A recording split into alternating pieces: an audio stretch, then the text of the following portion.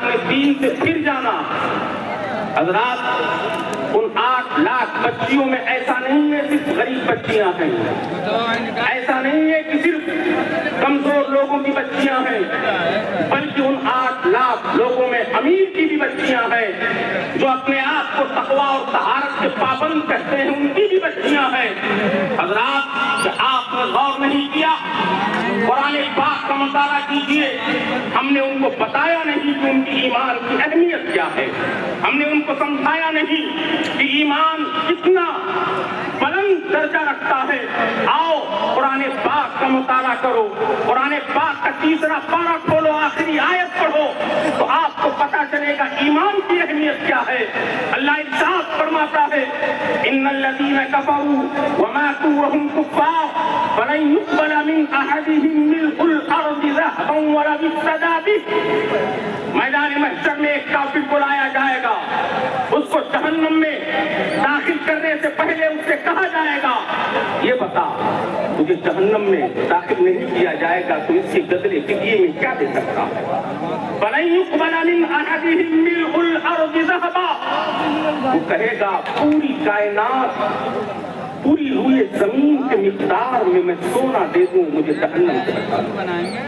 پوری روئے زمین کے مقدار میں سونا، 1 تولہ نہیں، 2 تولہ نہیں، 3 تولہ نہیں، پوری روئے زمین کے مقدار میں سونا میں دے دوں، کیا میں جہنم سے بچ جاؤں گا؟ رب ارشاد فرماتا ہے فَلَن يُقْبَلَ مِنْ، آج تو اگر پوری روئے زمین کے مقدار میں سونا ہی کیوں نہ دے پھر بھی تمہیں جہنم سے بچانے والا کوئی نہیں ہوگا۔ ہماری ایمان کی اہمیت ہے، ایک طرف ایمان ہے، ایک طرف پوری ہوئی زمین کے مقدار میں سونا۔ آپ مجھے بتائیں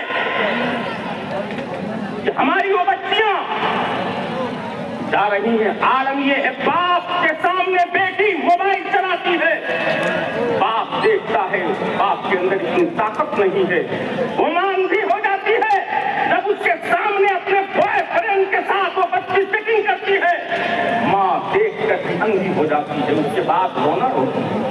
یاد رکھیے گا اس کے اسباب اگر آپ تلاشیں گے تو میرے آقا نے تو بہت پہلے کہا تھا، لیکن آؤ قرآن کھولو، میرے قرآن نے سارا نقشہ پیش کر دیا ہے۔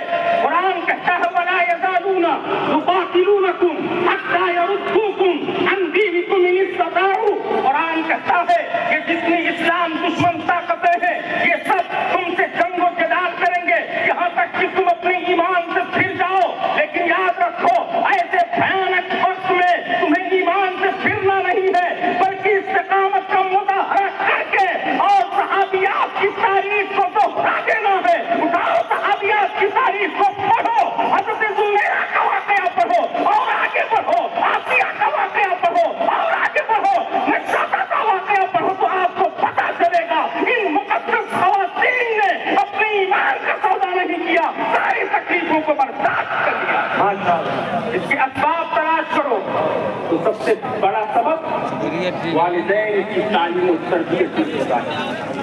جبکہ میرے آقا نے فرمایا تھا مَا نَحْلَ وَالِدٌ وَلَدَهُ أَفْضَلَ مِنْ حَسَنٍ۔ بریانی کی یاد دینوں کے بعد پلیٹ دے دیا، تجارت کے لیے بہت ساری پراپرٹی دے دی، اس کی کوئی اہمیت نہیں۔ میرے آقا ارشاد فرماتے ہیں والدین کی طرف سے سب سے بہترین تحفہ اگر بچوں کے لیے ہے تو وہ صحیح تعلیم و تربیت۔